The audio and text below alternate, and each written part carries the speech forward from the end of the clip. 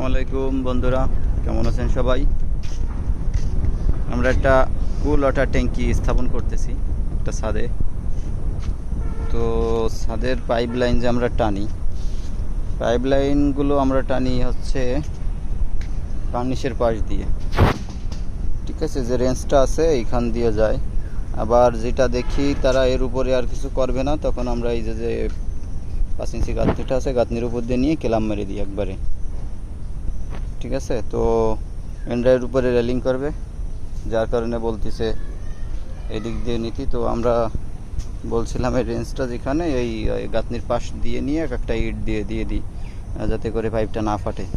তো হবে না, তো আমরা বলতেছি এইখান দিয়ে নিতি। দেখছেন, এই হচ্ছে মালিককে স্বভাব। এখানে কাজ করতেছি, খুবই অবস্থা খারাপ। কাজ করতে এসে এক ভাবি এসে, সে যা বলবে তাই, আমরা যা বলবো তাতে কোনো কিছুই হবে না, কোনো লাভ নাই। দেখেন এই যে পাইপ লাইন টানা হচ্ছে, এখন আপনারাই বিবেচনা করেন কতটা সুন্দর হচ্ছে।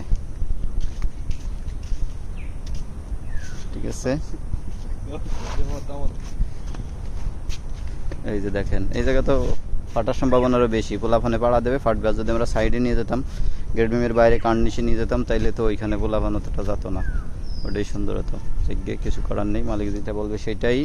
ধন্যবাদ সবাইকে।